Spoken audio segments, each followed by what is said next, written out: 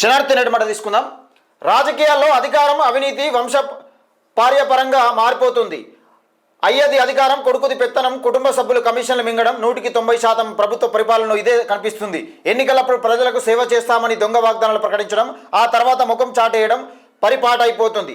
10 ఏళ్ళు పదవుల్లో ఉండడం, ఇంకో పార్టీ అధికారంలోకి వస్తే ఆ పార్టీలోకి వెళ్ళడం, గోడ మీద పిల్లులు ఇప్పటి రాజకీయ నేతలు. నిజాయితీగా పనిచేసే నేతలు ఇప్పుడు నల్లపూసలైనారు. ప్రజలకు ఇచ్చిన హామీలను అమలు చేద్దామన్న సోయి ఒక్క నాయకుడు లేకుండా పోతుంది. మంచి నాయకులను ఎన్నుకుందామన్న ఆలోచన జనానికి లేకపోయే. నోట్లకు ఓట్లు అమ్ముకోవాలి, ఉచితాల కోసం లీడర్ల దగ్గర భిక్షం ఎత్తుకోవాలి. ఇదే పరిస్థితి దాపరించింది ఈ సమాజంలో అంటూ పెద్దపల్లి రాజన్న. నిజంగా మనం వారు 1000 ఇస్తానో 2000 ఇస్తానో కకృతిపడి ఓటేస్తే 5 సంవత్సరాల భవిష్యత్తును వాని కింద తాకట్టు పెట్టినట్టు అవుతుంది. మొదటనే ఒకటే మాట చెప్తున్నా, డబ్బులు తీసుకుంటూ పోదా, డబ్బులు తీసుకోపోదా, విచ్చలవిడిగా పంచుతా ఉన్నారు. అసలు ప్రజలు 5 సంవత్సరాలు కష్టాలు పడ్డప్పుడు నిజంగా మా కష్టాలు ఉన్నాయి మొర్రో అన్నప్పుడు ఒక్కడు కూడా పట్టించుకున్నాడు నాదు లేడు. ఎలక్షన్లు రాగానే నామినేషన్ వేయడం, వాడు మందు సీసాలు పంచడం, డబ్బులు పంచడం, గెలవడం, 5 సంవత్సరాలు కథం, కద్దరు బట్టలు వేయడం, 500 రూపాయలు జేబులో పెట్టడం, తిరగడం, ఇదే చేయలేపడం. ఏమన్నా అంటే నిధులు లేవు అంటారు. ఇగో ఇది. అందుకే నేనేమంటున్నా అంటే, కొట్లాడటోనికే కత్తి ఇవ్వండి, యుద్ధం చేసేటోనికే కత్తి ఇవ్వండి. దున్నపోతు గడ్డేసి బర్రెకి పాలు పెడితే రాదు. నిజంగా నీ ఊరికి ఏదైనా సమస్య ఉంటే నిలదీసి నిగ్గదీసి ఎమ్మెల్యేలను నిలదీసడానికే ఇవ్వండి. కత్తి వానికి ఇస్తేనే వాడే యుద్ధం చేస్తాడు.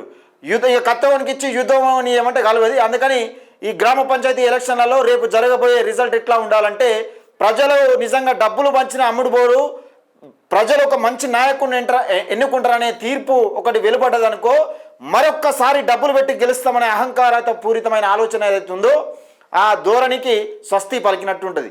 దయచేసి గ్రామ పంచాయతీ ప్రజలు ఎవరైనా కానీ గ్రామ పంచాయతీ ఎన్నికలలో ఆలోచించి ఓటేయండి. మీ 5 సంవత్సరాల భవిష్యత్తు. ఎందుకంటే విధ్వంసం జరుగుతుంది, విధ్వంసం సృష్టిస్తారు.